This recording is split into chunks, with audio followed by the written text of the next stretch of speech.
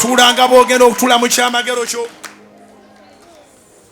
ensanyuso balaba ennaku 19 zaalinga ennyingi naye zitambula. Yes, aliwo agamba nti nze zimpoomera buwoomezi. Zasooka nga zikaluba ne kaakano tetuli mu kayiringito. Tetuli mu nnyimba z'abali mu kaba kaserengeto, tuli mu kaserengeto. Naye owulira nga oliko woova ate oliko woolaga. Mwebala okwewaayo olw'okutandula wiiki eno night prayer. Omuntu yenna agamba nakoowa embeera tiyandisigadde waka. Omuntu yenna agamba nakoowa embeera tobalabalanga nkuŋŋaana n'ogandika ndabe ziri 4 ez'ennya nja kubeera mu 2 ennaku endala n'oba ofudde. Tokkirizanga kubikka nnaku mu buliri bwo. Ezo ennaku z'otolamu z'ogamba sijja kugendayo ate mutuze wandibadde owanguliramu. Enjawulo y'abaavu n'abagagga kunyiikira. Omwavu ataave mu bwavu bw'asalwa ennaku 2 atuula 3. Nkusomesa wulira ate biyingire mu mutwe gwo. Ngambye omwavu ataave mu bwavu bw'asalwa ennaku 2 atuula 3. Nga kiki ekimutuuza 3? Ndaba naliyo oluli ne bitatambula. Nnaku zino teri kigenda. Naddayo n'enkeera ne bitatambula. Ogenda okulaba nga mu system aviiriddemu ddala yali alina akatono kaakola ng'afuusa asabiriza. Naye omuntu oyo asala olusooka n'alutwala nga kyakuyigirako, n'asala olwokubiri n'agamba wiiki tennaggwayo, n'ayongera bwongezi kukeera, wiiki egenda okuggwako ng'ate sente azisanze ku nkomerero ezandize ku ntandikwa.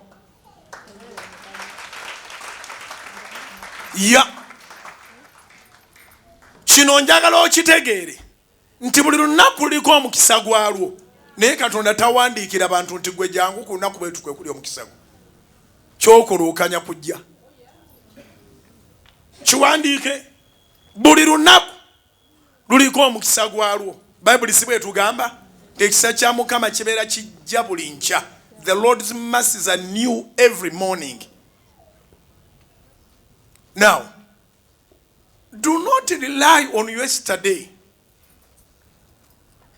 not even on today, but on tomorrow. Omuyimbi kyeyava agamba nti my tomorrow shall be or must be greater than today.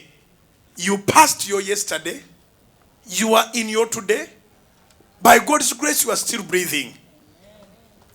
Keep that hope that tomorrow is going to be better than today.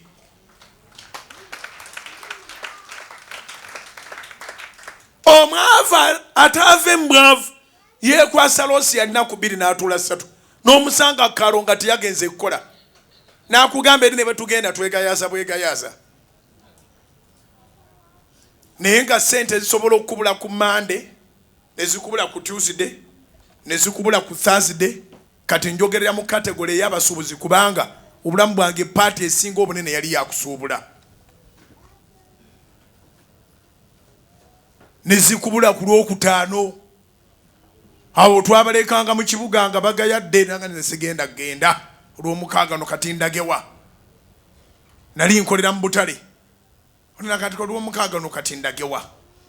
Nanoonyayo okumpi awatali na magoba.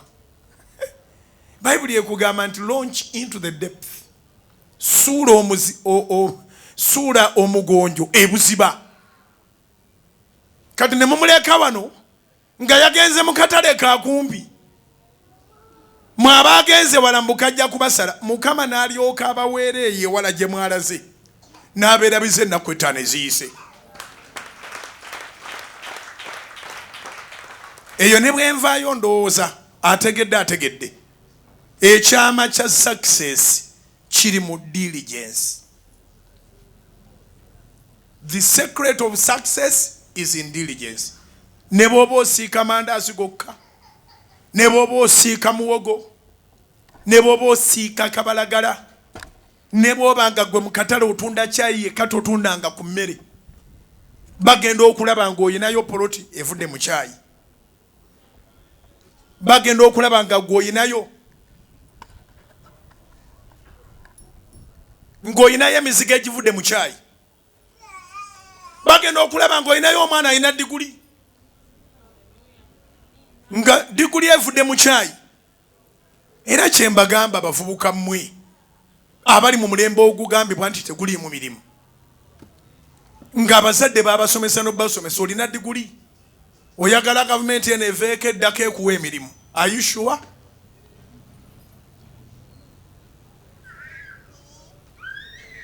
Ne mu Amerika bayina diguli nga tezirina mirimu. Okusoma n'okufuna omulimu byanjawulo. Okusoma kukuwa knowledge, okufuna omulimu kubeera creative. Okusoma kukuwa knowledge, ofuna omulimu kuyiiya. Yiiya. Abamu mina bazadde bama babaweeredde ng'aleeta ndagala. Atunda ndagala, atunda muwogo, atunda mayuuni, atunda nvandiirwa, n'akuggira mu diploma, n'otandika okutambula ng'ogamba teri mirimu mu ggwanga. Singa gavumenti eno evaako n'enfuna omulimu. Nnyoko yali akola mu gavumenti okuweerera.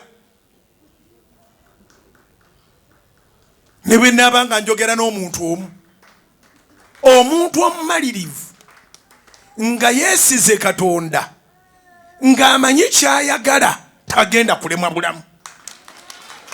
Nyambo biwandiike nga biva kumu. Naye tutandikire ku kya Katonda. Omuntu eyeesize Katonda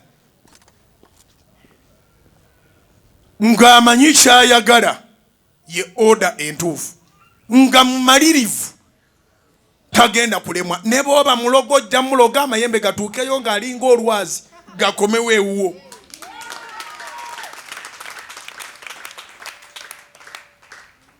Ogenda okulaba ng'obwavu bw'oyagaliza omuntu buliwo, kubanga ova ku mirimu emirundi mingi ng'ogenze kumunoonyeza ddogo, ate ye tava ku mulimu. Bw'abanga avudde ku mulimu aba agenze mu lankyawa kwesabira ku Kanani. Kati ate gwe bagenze olugendo luwanvu lw'onoologa tokolera ddala. Ate anajja ku church asooka n'akola, n'ajja ku church n'addayo n'akola. Kankuddire mu lisiti y'ebintu bye weetaaga, si bingi. Weesige Katonda, mwagale n'omutima gwo gwonna.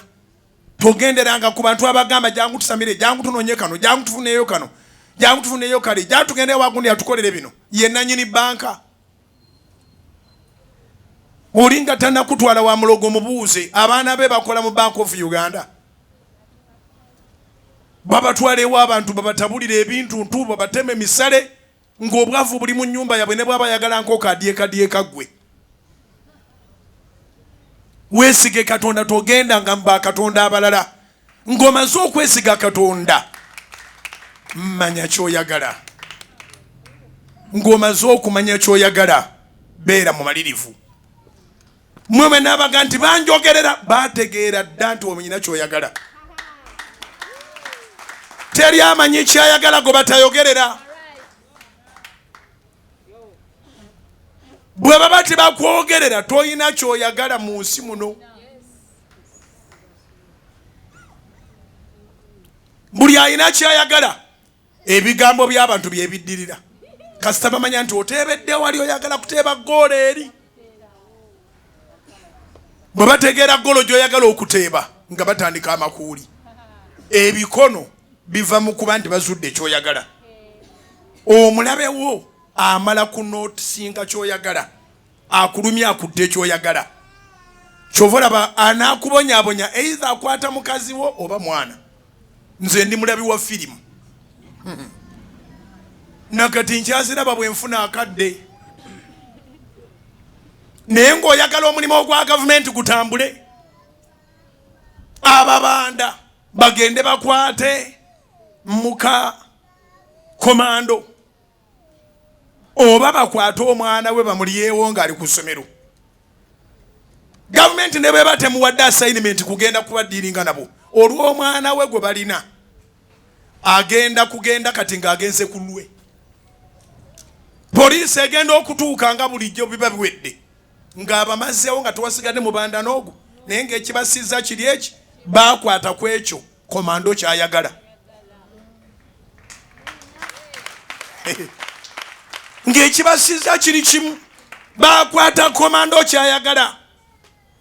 Yeno n'omala okwata mukazi we oba omwana n'omuteeka ne ku ssimu n'amuwulira mami.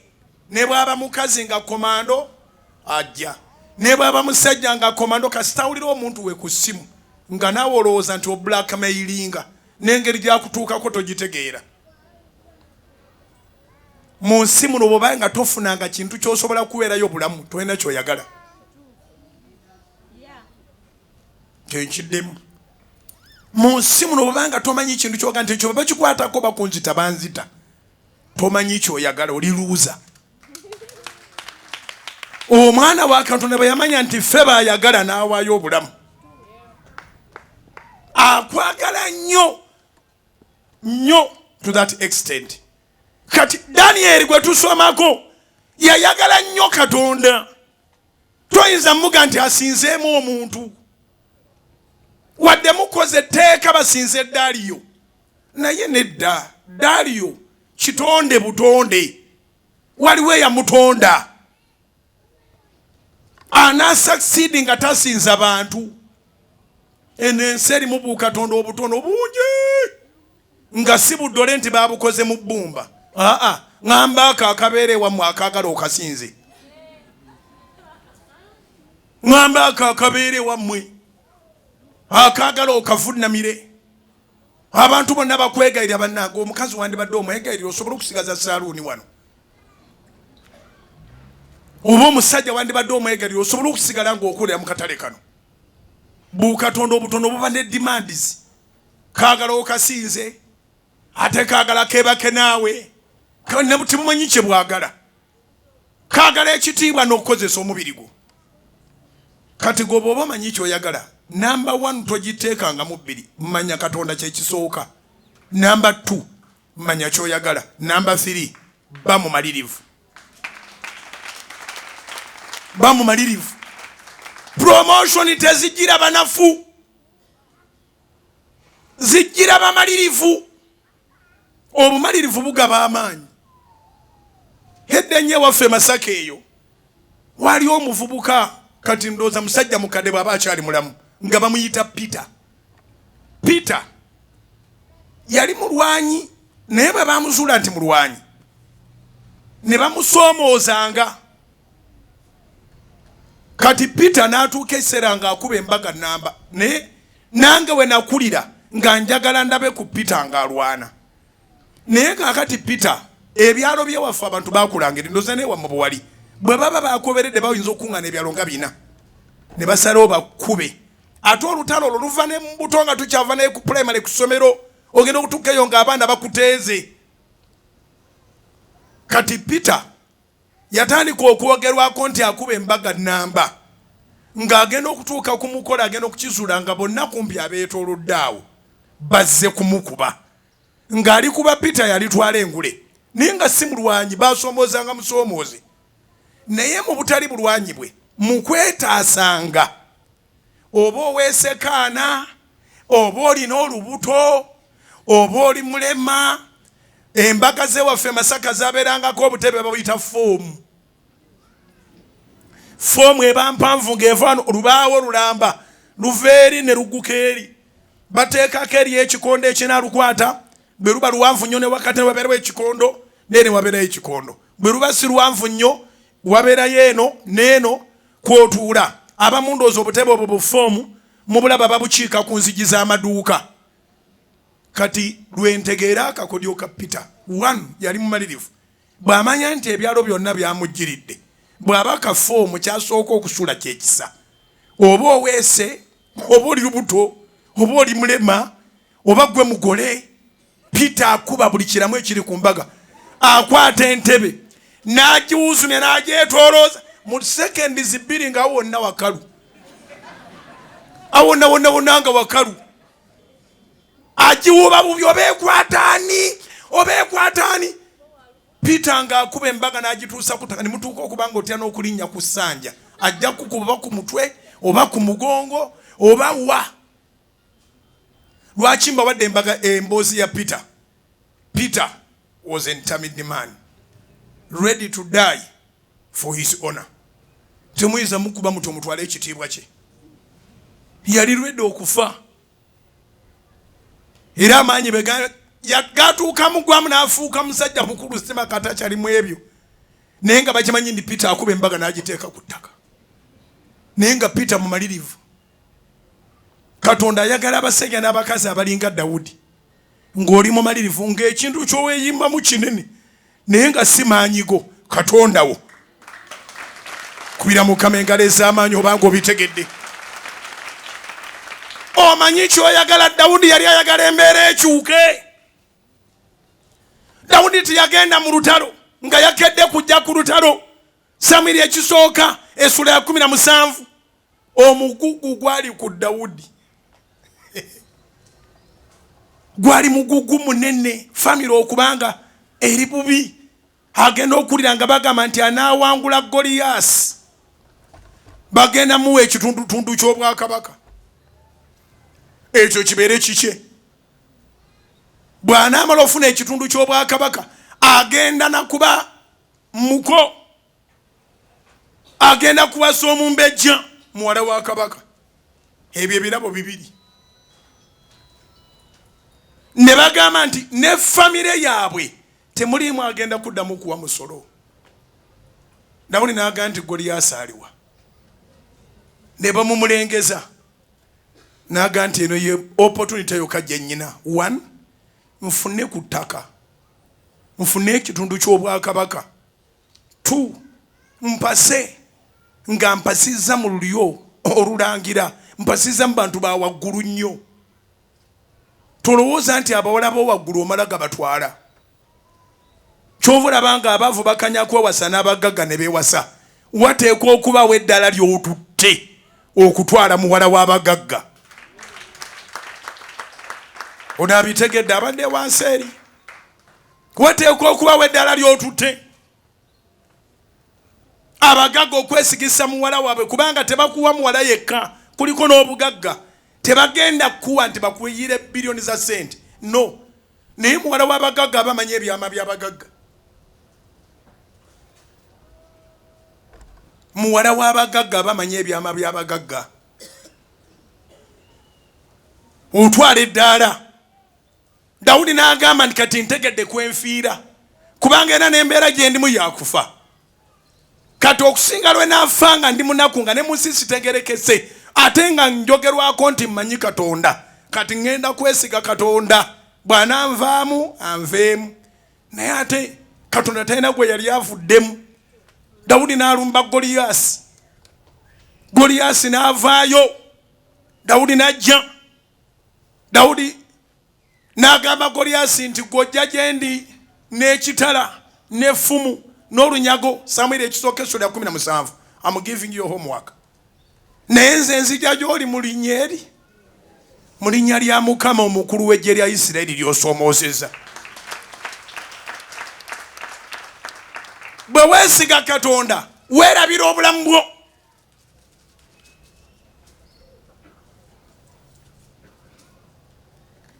When you trust in God, you forget who you are and you become who He is. Kiwandiike kanduza kiteregerekese. Kuba eky'Oluganda kibadde kizibu. Naye kangezeeko kivunula. Ebimu mbirowooleza mu nnimi za njawulo. Bwe weesiga Katonda, weerabira ky'oli, n'ofuuka ekyo kyali. Bwe waba nga twali kimumegga, ate nga bwe wamwesiga wamuyingiza mu bulamu bwo, ekijja kijje naye embeera eteekwa okukyuka. Ekijja kijje. alwanirira obulamu bw'okukyuka tomwekiikangamu. Alwanirira obulamu bw'okukyuka tomwekiikangamu, aba muzibu nnyo. Nabadde mbagamba nti abavubuka abakaaba obwavu nga babaweeredde batunda nakati bugga jjobyo mukaabya akajanja, nze ekyakyusa obulamu bwange nakoowa we nali nenva e Masaka nga siina gye ndaga, manyi kimu nti ŋŋenda Kampala naye siina gwe nzigiridde, n'olwaleero siddangayo. Ndi musajja ayogera obulamu bw'abantu ne bukyuka kubanga namalirira eno gye nali nzize, oba bali abantu baali bakundya naye bwe batandya nja kulya ekibuga. Kubira Mukama engalo ez'amaanyi. Kati ekimu ku bireese obwavu y'enjiri gye nabuuliranga, abamu ne bagamba bukinga avuma. Ebimmonde by'abaana biremedde mu maka, si gw'osasula rwenti, ne babongeza sabbuuni si gw'omugula, si ye gwagula emmere. Ng'oyagala obulamu bwo bukyuke, va wali ebintu eby'obusa. Hard times create strong people. Yingirako mu kaseera akazibu nga gw'onoonoonya w'onaasula.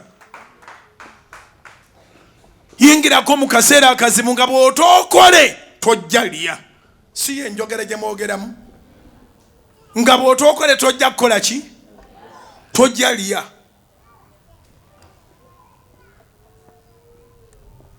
Tojja kufuna sabbuuni wa bwereere, tojja kunaaba, tojja kufuna lugoye lulala bw'otookole.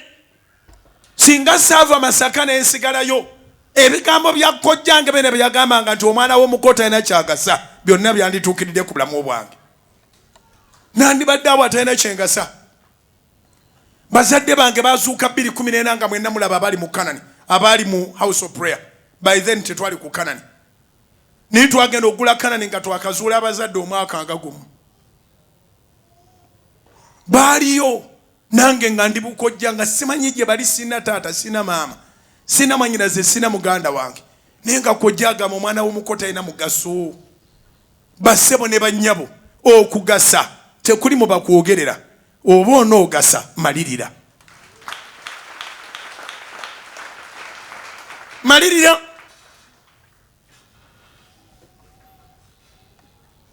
Katonda alina pulaani ya buli muntu, oba mulokole oba si mulokole. Kubanga saava Masaka nga ndi mulokole, naye mu buli muntu akyali omulamu ataafiira mu struggle. Struggle gye njogerako oba ogitegeera, wetaaga okuba nga wagendako okusomera otegere struggle gye ŋŋamba. Abaana baafubutuka mu kitaawo nga bukadde na bukadde, ne balwana bonna nga balwanira ejjeeri eriri mu nabaana wa maama wo. Abaana bagamba, aba sayansi batugamba abaana bali bukadde 4, bukadde 5. Taata afukumula abaana kafukunya omulundi ogwo. Naye n'owona mu struggle eyo n'okwata mu jjibe kapa, Katonda aba n'ensonga. N'okwata mu jjiine litandika okwetabula mpola, Mukama n'atandika okukola omulimo, n'ofuuka omuntu gwe balabako ne mu sikaani, n'ozaalibwa n'ojja wano. Ekyo tekikwatagana na bulokole. Ago maanyi ga Katonda. N'akuzaaza nga wawona mu millions and millions of sperms, n'okwata mu jji lya maama wo. Abamu batera okwirwana ne bakwata 2 be bayita abalongo. Abamu bakwata na 3 naye nga ne bwe muba 3 era kuba kuwangula kunene kubanga mwali millions. Wabe wankebera ku simu awo omusajja asukuma abaana bameka mu sperms abayina okukwata munnabaana y'omukazi. Asukuma abaana bameka era bw'abasukuma omuwendo bwe gumala kijja bwe kimala, kuba ne bamukwatayo nga muli 4 muba mukutte bana nga zabadde millions and millions and millions of potential people. Millions and millions of potential people. Nabyera byali byeri mu biology. naye kyemanyi nti tewajja n'abantu 10,000, tewajja n'abantu 1,000,000, tewajja n'abantu 10,000,000. Ekyo nkyekakasa. Olunaku lwe wakwatayo zaali millions and millions, naye n'okwatayo bw'ogwo, ne bwe muba mwakwata 2, ne bwe muba mwakwata 3, ne bwe muba mwakwata 4, there has to be a purpose.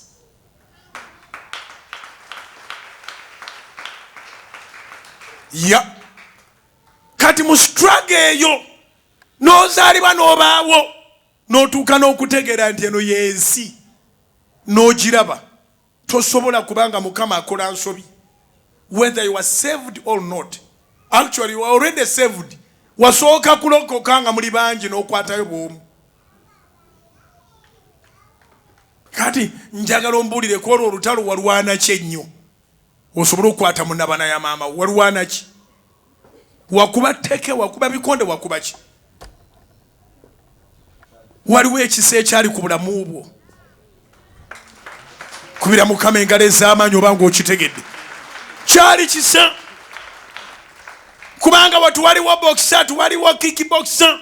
Kyali kisa. Ekisa ne kikukwasaayo. N'ozaalibwa.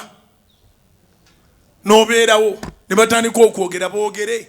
Naye oli mwana wa ntalo wawona dda. Oli kaawonawo, you are saved from the wars. Oli kaawonawo. Knowing God, finding your purpose, and being determined, you become unstoppable. Kukatonda to compromising aga.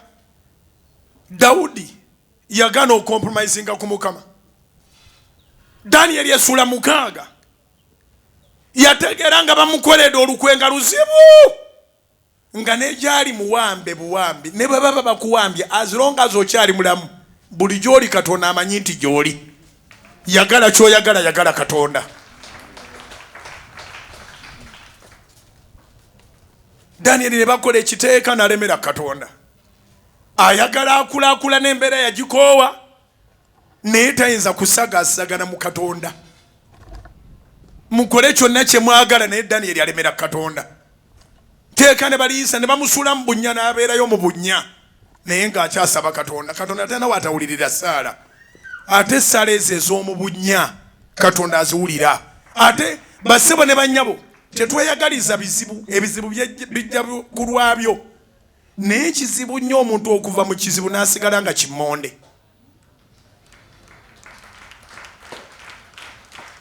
Nkiddemu tetweyagaliza bizibu. Ebizibu byegeneratinga byokka. Naye kizibu nnyo omuntu okuva mu kizibu n'asigala nga kimmonde. Ekizibu kirinayo ekirungi kimu. Nagina emigugu gyonna gye tubadde tusunga nagyo gye tuli mu kuwaayo eri Katonda. Girinayo ekirungi kimu. Gireeta mu Luzungu kye bayita critical thinking. Otandika okulowooza lwampaka. Naalya ki? Ngenda kusula wa? Ngenda kubeera ki? Nva ntya mu mbeera eno?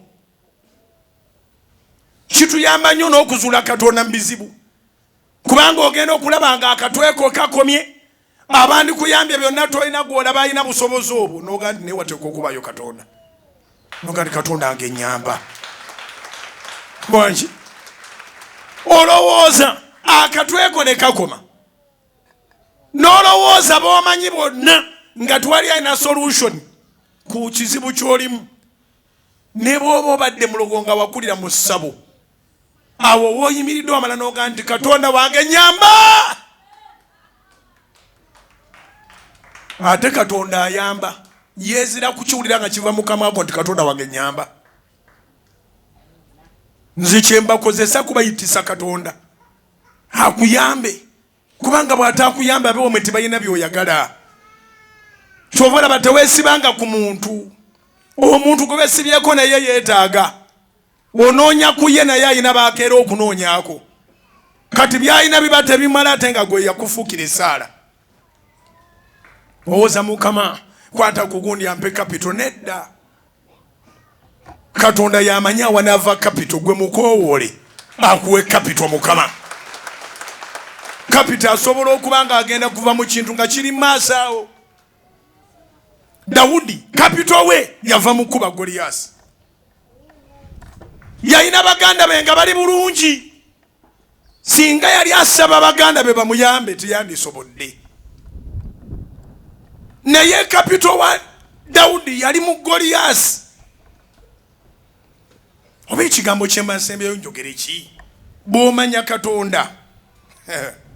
Eno mu bulokole tukuyita kufa. If anybody is joined to Christ is a new being. The old has gone. The fearful you goes. The poor you goes. The weaker you goes. The cursed you goes. 2 Corinthians chapter 5 verse 17. Bakorinsi ekyokubiri essula 5. Bakorinsi ekyokubiri essula 5 olunyiri lwa 17 lugamba nti omuntu yenna bwe yeegatta ne Kristo Yesu ebyedda byonna nga biweddewo, laba nga bifuuse bijja. Omulimu ogwo ogukolebwa Katonda okuyita mwana we Yesu. If anybody is joined to Christ is a new being. The old has gone, the new has come. Kati gwe amaze okulokoka ekyo kye weetaaga kyokka to discover the new you. Weetaaga okuzuula omupya mu ggwe yaani.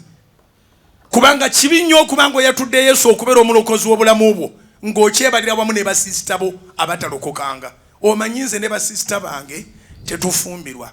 Omanyi nze ne basisita bange tetugaggawala. Omanyi nze ne basisita bange. You have biological sisters, but you joined the family of God. All things became new. Gwobeerawo ne bakulabirako ne bagamba ffenna twegatte ku famire ya Katonda. Yokaana 1:12 bonna abaamusembeza yabawa obuyinza okufuuka abaana ba Katonda. In the beginning nali mwana w'abanaku. In the beginning nali mwana w'abaavu. Naye bwe nakkiriza Yesu mu mwaka gwa 1992 ne nfuuka kitonde ekijja, ekintu kye nasooka okuwangula mu nsi kwali kufa. That's my testimony. My first miracle when I got saved, I overcame the fear of death. Natyanga nnyo okufa ng'ate nkutidde lwa bigambo. Kubanga kojjange yali amaze okubanga ali rooted mu kalichi egamba nti ndi mwana wa muko siina mugaso. Nga nkimanyi bulungi nti omujjwa bamuziika ku lusalosalo si ku kijja. Kati nga neebuuza enziika eyo ofe tobadde na bazadde. Tewaliwo akwagadde abadde awo. Ate kati bw'ofa era n'omulambo bagusosole tebaguteeko bateeka mirambo mirala. Nga nnyina okutya ku kufa, okutya kw'otalabanga nako. Kufa nga nkutya nnyo. Naye bwe nali ndaba omuzannyo ku KPC, which is Watoto Church now, 1992 Christmas Eve. Omuzannyo nga gulina theme bagiyita Hell's Flame and Heaven's Gate. Nendaba ng'omuntu bw'afa wano, bino ebinnya bwe bamuteeka tebirina makulu.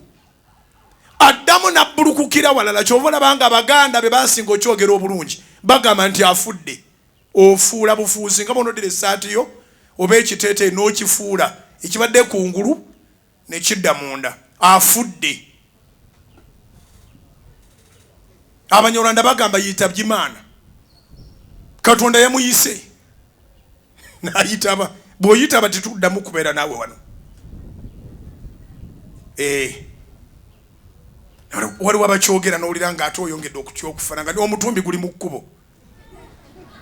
Nogamba Katonda wange omutumbi mayiti bagireeta. Mayiti bagireeta. Ne bano baga nti afudde. Achanges address. Kati mu muzannyo guli nalaba change of address. omuntu abadde wano mmotoka n'emuli abayo afudde bannange kituufu afudde neyeetereeza nga atuuse ku mulyango gw'eggulu mmotoka ebadde nzisa eno musitula mulambo abaali balwaddeko ne bazirika oba ne batuuka wala bakimanyi kyenjogerako weevaamu ne babeera wano nga bali mu kulongoosa bakola biki nga weevuddemu somebody gets out of you bw'oba okomawo ng'ova mu kkoma omuntu oyo akomawo era aba ne sitooli naddamu n'ayingira mu ggwe obalabira nga omuzuula amaaso kubira mukama engalo ez'amaanyi oba obitegedde muntu akomawo mukama atuwa second chance n'obeera mu kkoma n'omala nodda naye bw'oba tookomyewo eri gy'olaze nsi ndala bwe nalabanga waliyo ensi endala kyekyandokosa nalokoka kugenda mu ggulu si kufuna bugagga kyova olaba ayagala ebyange waddembe kubanga manyi naye talina gyabiraza nnaku bbiri najja kuba ali mu ttaka ate bw'ogenda mu ttaka nga wabba ebyabalala gw'obeererayo ddala ffe tubeeri nga tusanyuka nga gw'olinda geyeena beera muntu mulungi newankubadde ng'oyagala by'oyagala byagale mu mazima tobyagala mu kifiiriza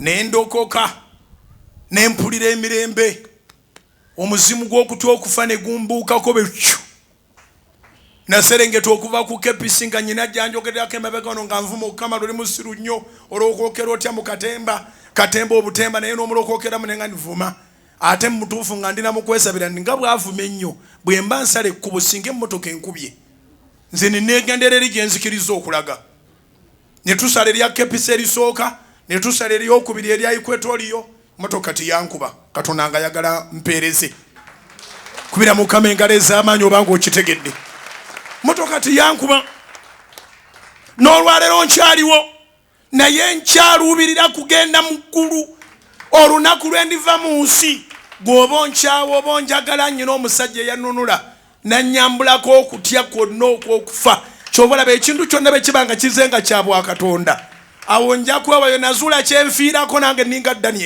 Danyeri yali yazuula katonda nti gwafiirako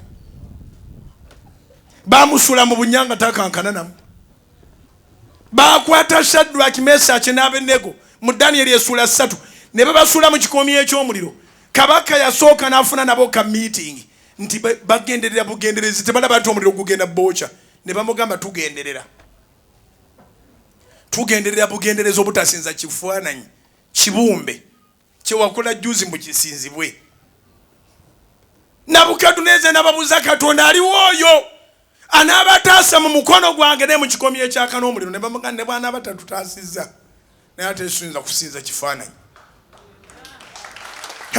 nanyiga olunyiiga omuliro ne bagukuma times 7 ne babakwata ababakwata babasuule mu muliro kubanga gwali mu binnyo buli eyabakwata obasuulayo gwamwokyerawo sigamba nti gwaba babulako ne bawona abakwata Shadraki Mesaki n'Abenego nkwongeddeho omwaka Danyeri esula ya 3 weesomere gwabookya ne gubamalawo bali be basuddeyo kubanga baali beesize katonda waliwo kye balabanga omugugu abakikutikka baali balowooza owedde naye katonda abeera n'abeetisa emigugu katonda abeera n'abayita mu muliro katonda abeera n'abayita mu mbeera manya katonda manya kyoyagala beera mu malirivu ewaffe Masaka bagamba nti omweyogereze takusuuzanga kayanziko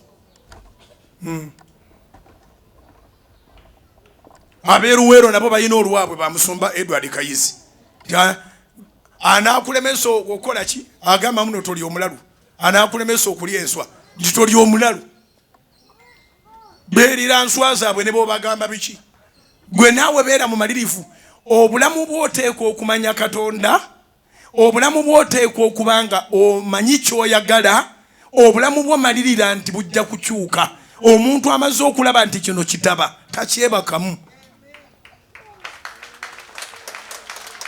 omuntu amaze okulaba nti kino kitaba takyebakamu oyinza okutuula mu kitabanga ogudde bugutogenderedde nesi woyagala okubeera. So you fight your level best n'otobeera nga webaka mu kitaba. Abavubuka mbakubiriza bw'olaba nga Kampala aganye genda Embalala.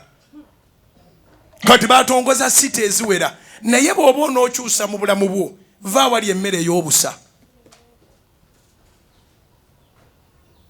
Abamu otya okwetikira kuno ozaddeko n'abaana oyinayo omuwala gwe wazaalamu akusange nga weetise genda obyetika embaale. Genda obyetika embaale. Abalala otya kuno bakumanyi kwozaalibwa oli mwana wa gundi genda e Kaseese. Funa ku bibuga bino byonna ebitutumuka ebyogerwako nti Mbalala City, Fort Portal City, Gulu City. Genda eggulu obereko mu mbeera enzibu. Oyingireko mu area ya critical thinking. What am I going to eat today? Where am I going to sleep? Olaba oba embeera tekyuke. Nze ekyankola kyekyo. Nze siina byama nsobola okukubulira akatabo kange mu lunaku olwo. Nakeera ku makya nga nti enough is enough. Ezigenda e Kampala ziriwa nga Lwobitaano Munya, Kamunye, Gaso, Costa, naye nga nyinako n'ezimu ze nsobola okulinya. Nengenda amaliridde abanga mulalu. Nengenda neninyira waggulu eri mu nnyendo waggulu neninya ekimotoka ky'amagye. Kasita namanya nga kijja Kampala twabuza Kampala nti ekiyifa ifa ng'amagye gakyali mu lubiri awo Emmengo. Neninya ifa oba bagenda kunsiba. Olinya ekimotoka nga tolowoozezza na kulooza nti bano bendi nabo bonna basirikale. Naye nga naawe omutima gwafuuse edda gw'amagye. Oyina ky'okooye. Waliwo w'oyagala okuva. Oyina w'oyagala okulaga. Kati awo Katonda ye yali amanyi. Nze nali mumanyi katono. Daba Mukama bwanyamba naye ne mumanya. 1992 nendokoka nenfuna omutima ogw'ejjinja. Nze nyina ejjinja lye bayita Yesu. Ejjinja abazimbi lye banyooma. Ejjinja ekkulu ery'oku nsonda eryo ndiina mu nda yange. Onumba omanyi nti oyo omutima ogugwe gwa jjinja. Nina ejjinja. Okuva ku olwo buli kyensonga mu kitambula ate ali nange. Mwesiga nnyo. Twena bw'ogamba nti weesiga Katonda ng'ate embeera toyagala givaamu. Weesige Katonda muteeke ku kigezo. Genda gy'otalina abantu bo. Olaba oba tootandika okulya. Katonda bw'akuyamba n'owezaayo omwezi ng'oli mulamu. Olidde oli mugagga. Ngambye Katonda bw'akuyamba n'owezaayo omwezi ng'oli mulamu. Olidde oli mugagga. Ate mwe ababonaabona nga bwe nabonaabona mbazzaamu amaanyi. Abaana abaali batabonaabona be nazaalibwa nabo ekisansala. Nkoni Masaka. Be twali nabo abaali batabonaabona balina taata ne maama. Be baayisanga ng'abambejja n'abalangira. Abasinga baafa abalala gye bali oyinza nti alina emyaka 9. Mmanyi okuvuga emmotoka n'empitayo. Ndi muganda waabwe. Tuli ba Luganda ddala. Twazaalibwamu twenkana naye weetaaga kundaba nabo n'obalaba. Baaganira awo era bw'otuukayo beewaana. Ffe tuli kwaffe. Tuli kwaffe tuli ku kaalo. Ya oluusi ogumanga n'oleka comfort zone. Kamalirize kati. Katonda bwe yali afuula Ibulayimu kye yamufuula yamugamba mu Lubereberye Essula ya 12 nti va awantu wano awali amalalo g'abeewammwe, awali ekika kyammwe, awali abantu aboogera olulimi lw'owulira. Olulimi lw'okusiraana olwo lwakuba lukwetoolodde. Wandibadde wanjawulo naye oli mu bayala zinkuba be bamu bw'obadde nabo b'okuze nabo b'ozaaliddwa nabo. Nyambo mbikulira Lubereberye Essula ya 12. Lubereberye Essula ya 12. Genesis chapter 12. Bw'ogamba nti ndi muzzukulu wa Ibulayimu, noonya Ibulayimu kiki ekimufuula omukkiriza oleme kubeera muzzukulu omwebolereze. omuzukulu atalina kukkiriza omuzukulu abeera mu comfort zone tulina night prayer ku Lwokutaano no oyina amabanja oyina ebizibu oyina emigugu naye ogamba nja genda ku Sunday bw'oba ate waze mu night prayer ate ogamba Sunday nakooye nnyo wabadde weetisse mayinja nze bw'owulira nga nabaddeyo ate owulira ku Sunday size weebaka ki ku Friday eno ng'oyina ebizibu ekigimusa ennaku kwebaka fatalize yennaku tulo ne bagamba tugende tusabe n'ogamba kasandi genda mu Good Friday naye ng'oli kumpi awo osobola okujja okusaba kw'okukana ni kulungi kuzibu si kwe kuli okwokusula ng'omuntu yeesololeza ssente not at all twagala gwe tukabire Katonda tunyiga omubi aseseme ebibyo so sigamba nti bw'onojja nga tuga nti ab'emiliyoni musimbaawo ab'emitwalo 5 musimbe wali namwe abali ku TV muweereze mobile money wandike namba zino otuweerezeeko ssente support the ministry si kye kituleeta wano ffe tuli balala ffe tulina ennaku Katonda yatujja mu nnaku n'atusimba okuyita abali mu nnaku abataase service bw'ebeegenda maaso ogyetegereza olabe ewawe tukamulira ati wali era beebuuza bujinga ayimirizaawo ati ebintu ne bagamba bya muhoozi anti bwe batyo bwe baakula balinga abalokole naye ate tebatya Katonda tebamukkiriza tebamumanyi namumanya nti ayina ssente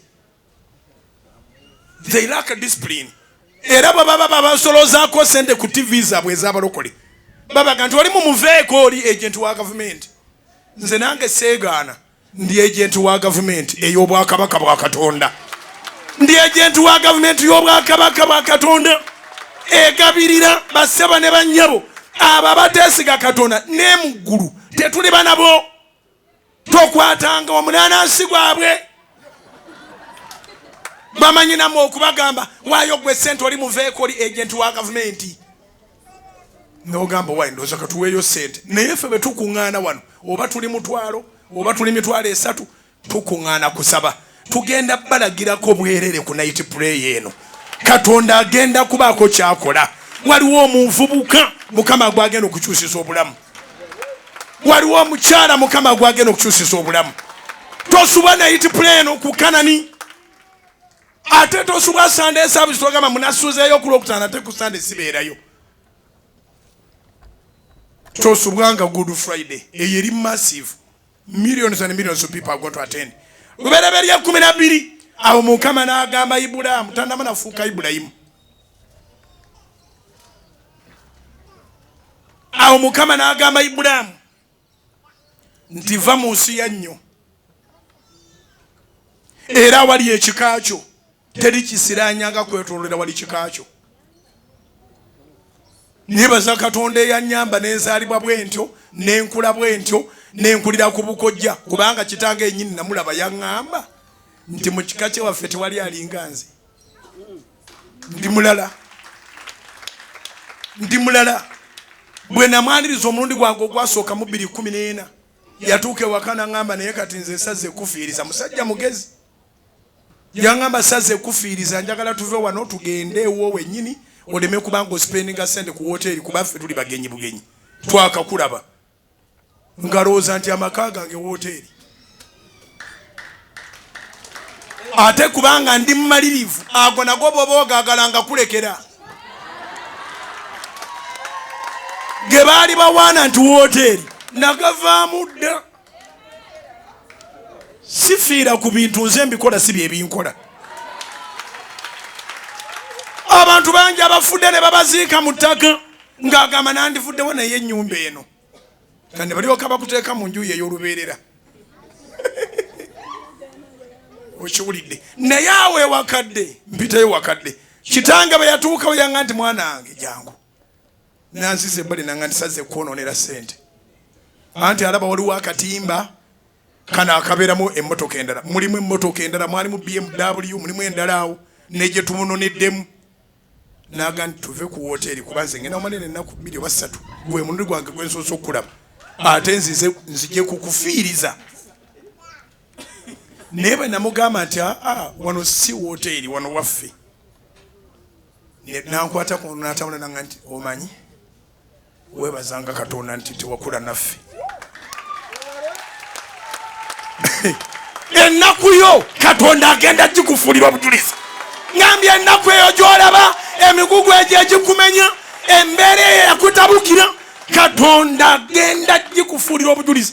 Taata bwe yakiŋŋamba nanyiigirawo muli ne mugamba taata lwaki oyogedde bwotyo nampa explanation naŋŋamba bugabanga gano makaago sirina mwana wange oba ow'ekika kyaffe alina amaka bwe gati kyenvudde gamba nti tuve ku wooteri y'abaani tuleme kwonoonera ssente naye kaakati gwe walyoka n'otokula naffe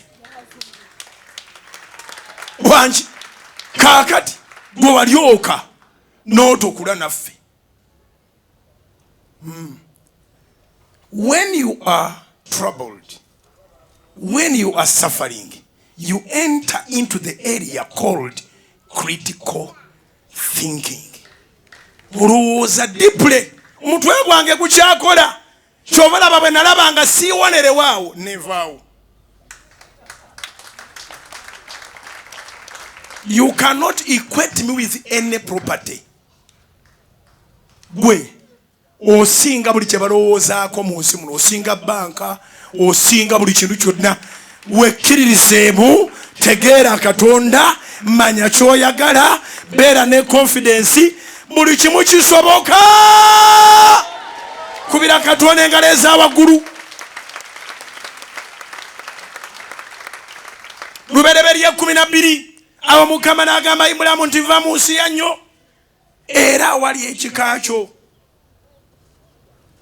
Vaawo awo mu nnyumba ya kitaawo fuluma oyingire mu nsi gye ndikulaga. Otambula butambuzi ng'oli ku Katonda noga nzengenze ne Katonda. Abantu bangi abatya mbo bagenda kufiira e Buwarabu. Wali abafa ne wano bafa olanya badde takola Buwarabu. Genda okole, va mu nsi ya nnyo. Awo enjiri yange abantu we batabulira bagani alagala tusindise gye bafiira na wano ogenda kufa. Oli bubi baaba.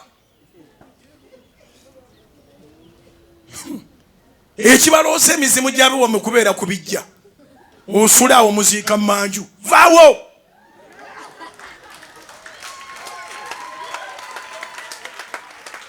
Katonda n'alyoka ayogera mu lunyiri olwokubiri Lubereberye 12 nti nange ndikufuula eggwanga eddene era naakuwanga omukisa era naakuzanga erinnya lyo mujinga eyayingira ekibuga si yoono. Maama gwe tomanyi ondabira wano n'oga nti njagala nnyo omusajja oyo. Nze natandika nnyina amannya nga 6.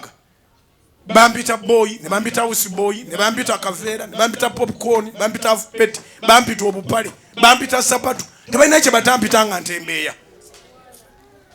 Ne bampita steel wire omusajja omulungi bwendi. Ate nga bampita semagaza njitabirawo steel.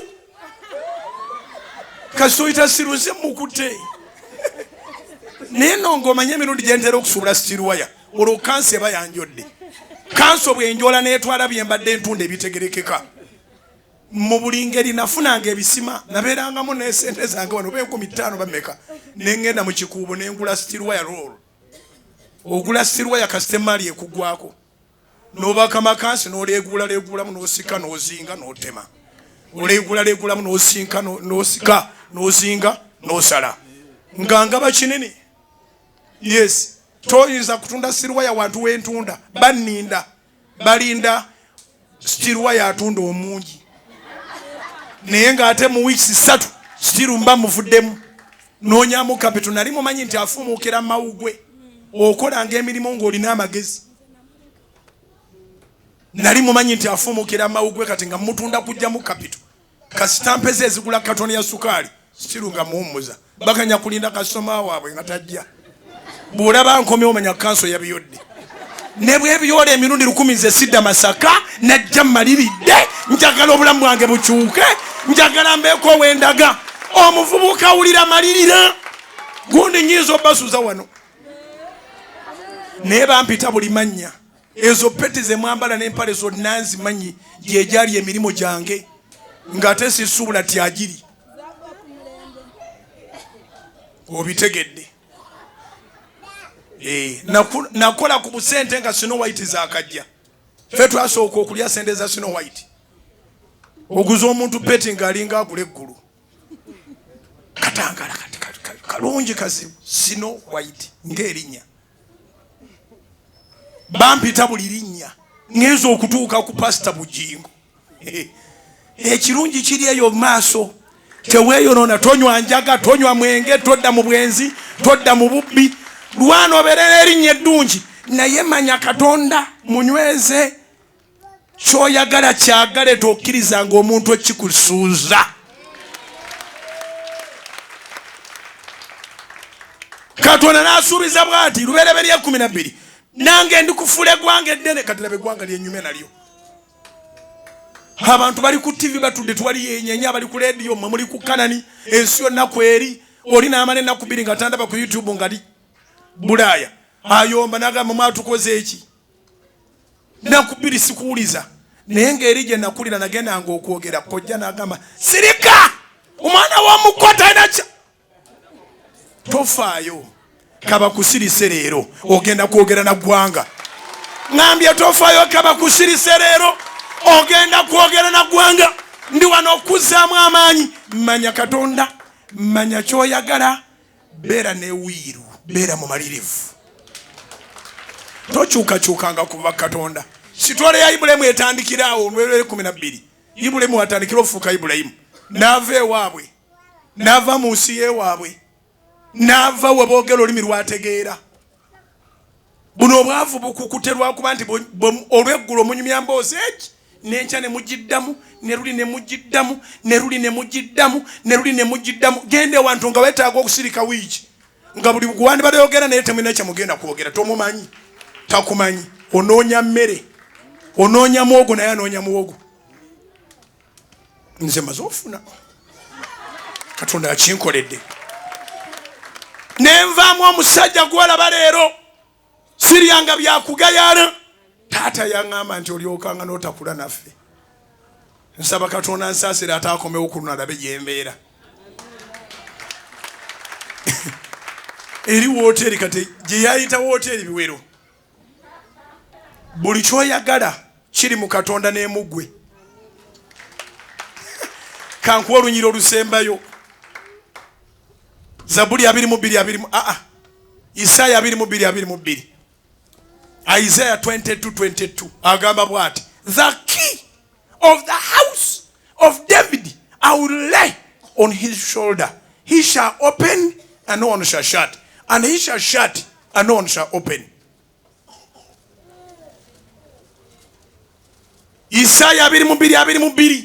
N'ekisumuluzo ky'ennyumba ya Bujingo ndikiteeka ku kibegabeega kye. Bw'aliggulawo tewali bawaggalawo, bw'aliggalawo tewali bawaggulawo. Enkolagana egaggawaza eri ku bantu aba gwe ne Katonda. Kopi y'ebisumuluzo Mukama gwe gwawaako wekka. Bw'ogamba nti ŋŋenda kuyitaawo ogenda kuyitawo mu linnya lya Yesu. Imusa emikono gyo.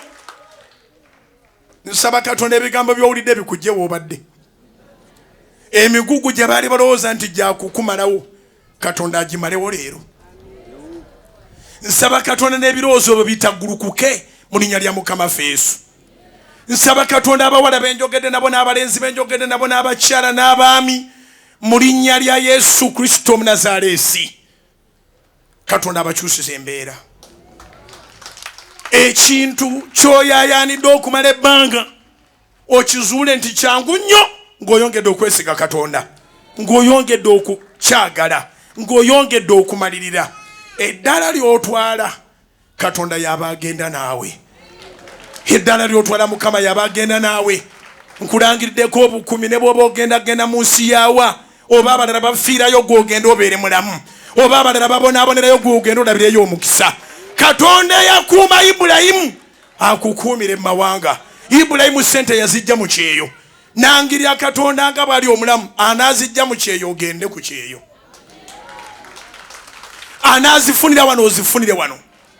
Wabeerewo obujulizi mu linnya lya Yesu kubanga ate Isaaka Katonda yamugamba nti gwe siga wano. N'asiga n'akungula mu kyeya. N'agaggawala n'abeera ddala w'amaanyi. N'anunula n'enzizi ezaali eza kitaawe n'obugagga bwa kitaawe. Owa wano nsaba Katonda akuweera omukisa nga bwe yaguwa Isaaka. Ow'oku kyeyo nsaba Katonda akuweera eyo omukisa nga bwe yaguwa Ibulayimu, nga bwe yaguwa Yakobo. Ne Yakobo ate muzzukulu wa Ibulayimu naye yakolera ku kyeyo. Bw'obanga osaba nga twali mu Uganda, saba omukisa gw'abo abaakolera ku kyeyo. Bw'obanga osaba nga oli mu Uganda, saba omukisa gw'abo abaakola nga bali ku butaka. Nkulangiriddeko omukisa either way. Tolinawo ogenda kumisingira mukisa. Gutwale in the mighty name of Jesus, the Son of the living God. Nsaba Katonda akunkolere bulungi. Tosubwa night prayer olw'okutaano luno. Jangu tusule nga tumunoonya Mukama nga Musabo yamunoonya. Jangu ku lw'okutaano luno okukanalandi nga tetunnatuuka mu Good Friday. Obeere mu service eyalancawa, obeere mu service ey'ekiro, okusingira ddala mu kiro. Ekiro ekyo tuweeweeyo extra time. Ennaku 19 zigenda okuggwako nga 15 mu Good Friday. Katonda nga akuwadde amagezi amapya, ng'oli kitonde kipya, nga status yo mpya. Maze okukyogera nnyini kyakitegere tajja kwebakayo mu linnya lya Mukama ffe Yesu. Gwagamba njagala kunyweza bulokozi, naawe agamba njagala kulokoka. Ddamu ebigambo bino, ebyo bye byakyusa obulamu bwange bye ngenda okwogeza. Gamba nti ayi Yesu, olunaku lwa leero nzikiriza ekigambo n'omutima gwange, tewali ankaka, tewali ampaliriza. Nsazeewo okulokoka. Ebibi byonna bye nakola, bye bankozesa, bye mbadde nkoze n'ebye mbadde ngenda okukola, mbyenenyezza. Ebidondola mbyekutuddeko, endagaano zonna nzeekutulako, ez'ebukojja, endagaano z'okumukika, endagaano ezajja nga zipaaluuka, ebyava mu bantu be nali nabo mu relationships, ebyava mu mayumba ge nasulamu, mu masaŋŋanzira ge nakeeramu ge nayitamu, bye nasanga n'ebyajja nga bipaaluuka, byonna mbyekutulako. Nkola endagaano empya eya Mukama wange Yesu Kristo era omulokozi w'obulamu bwange, era nsimbula leero nga nfuuse ekitonde kijja. Ebyedda biri eby'okubeera omunaku, omwavu, luuza, bikome leero. Eby'okufa nga ndi muto, bikome leero. Nkola endagaano empya eya Mukama wange Yesu, ey'obulokozi, ey'obuwanguzi, ey'obuwangaazi. Kwegayiridde Mukama, sangula amannya gange gave mu bitabo bya Geyeena, gawandiikibwe mu kitabo ky'obulamu obutaggwaawo. Nkwegayiridde Mukama, sangula amannya gange gave mu kufa nga ndi muto, gagende mu kuwangaalira ddala. Gave mu kulemererwa, gayingire mu kuwangula. Gave mu bwavu, gayingire mu bugagga. Gave mu isiraani, gayingire mu mukisa. Ebirungi ebibyo Mukama byonna mpandiikaamu mu linnya lya Yesu. Ndokose. Amiina. Zikubire waggulu mugambe nti ayi Mukama, mpa ekirabo eky'Omwoyo Omutukuvu. Zikube engoyaniriza Omwoyo Omutukuvu. Zikube engoyaniriza Omwoyo Omutukuvu. Zikube engoyaniriza Omwoyo Omutukuvu. Zikube engoyaniriza Omwoyo Omutukuvu. Zikube engoyaniriza Omwoyo Omutukuvu. Hallelujah. Kwata ensawo y'okwata manepasi y'okwata waleti y'okwata siviyo. Ngenda kuba anointinga mwenna. Nnaku zino zonna za ku anointinga. Mu night prayer ku lwokutaano luno tugenda ku anointinga. Sunday service egenda kubeera ya ku anointinga. Egenda kuba eriraanye Sunday esembayo. Yes. Olwokutaano Good Friday. Abantu kababeere emitwalo 2 wano bonna ba ku anointingibwa. We are more prepared than before. Wanike ebintu byo. Amafuta ago gawanike, eyaguza amafuta wagaguzeeyo. Saagala wulira ku radio oba ku TV aloze ntutunda amafuta wano. Sirinayo business endala yonna wano. Not at all. Era abantu bagagula bali Bulaaya baliwa naaga amaduuka ge Canada nago gange. Wamme yaguza amafuta nga n'okutegeera otegeera gawanike. Mu linnya lya Yesu amafuta ago nga waayo. Era njawula amafuta gano agali wano naaga agali eyo gonna Mukama agapakiremu amaanyi. Mugakozese after this service. Katonda akutule ebikoligo nga byasuubiza nti olw'okufika wako amafuta, emigugu gya sitaani n'ebikoligo bikutuka. Nangidde amafuta gano okukola mu bulamu bwammwe nga bwe gatakolangako. Nsabidde agammwe gakole mu bizinesi zammwe ne ku bulamu bwammwe. Nangidde omukisa ku nsawo zammwe, money passi zammwe, bank account zammwe, wallet zammwe, CV zammwe, amasimu gammwe Mukama agakozese obujulizi bubeere bungi nga bubalemerawo. Nangiridde ekisa kya Katonda ku bank account zammwe, emirimu gyammwe gyonna giraba omukisa. Obudde buno obuli extra bwe muwaayo ne mutemulugunya ne mubeera mu maaso ga Mukama, Katonda abampeeremu extra blessings. Ngambye nti obudde buno bwe muwaayo obuli extra ne mwewaayo ne mutemulugunya, Katonda abampeere extra blessings mu linnya lya Mukama ffe Yesu. Mbalangiriddeko omukisa gwa Mukama ogugaggawaza ogutalina buyinike. Kitange gwenyimira maaso nga mpeereza bulijjo, waŋŋamba nti bugingo tolekangayo saala nga tosabidde bantu favor. Kyenva mbasabira favor, extraordinary favor, the favor that attracts miracles like a magnet, the favor that none of our enemies can be able to contradict or resist. In the mighty name of Jesus, Katonda akuwa omukisa oguva mu nsonda zonna, ogukatiddwa ogusukunidwa ogw'omuyiika, mukisa ogutalina buyinike. Alwane n'abalwana naffe, awakane n'abawakana naffe, omulabe wo abeere wansi w'ebigere ebyo. Kulangiddeko obugagga bwa Katonda, kulangiddeko amaanyi ga Mukama nga teri akwesimbamu n'asanga nga voltage z'amaanyi ge ziyinza okwesimbamu zizo. Katonda akufuule maanyi meerere wenna mu linnya lya Mukama ffe Yesu. Akuwangaaze era akumaliririze project zo zonna mu linnya lya Yesu. Kitwale! Kitange bangamba nti bugingo bonna b'osaba nabo ndibafuula akalango, abaana bo bafuula akalango. Mbawaddeyo Mukama bafuule billboard ye kwalagira emirimu. Ebyamaanyi bikolebwe ne bw'oba we basooge n'okuzuukuka ng'essimu era ereese obujulizi. Katonda akwetolooza obujulizi ennaku zonna ez'obulamu bwo. Akufuula akalango awangula emyoyo mingi gijje girokoke nga balabye Mukama byakukoledde. Kitwale! I call that a service.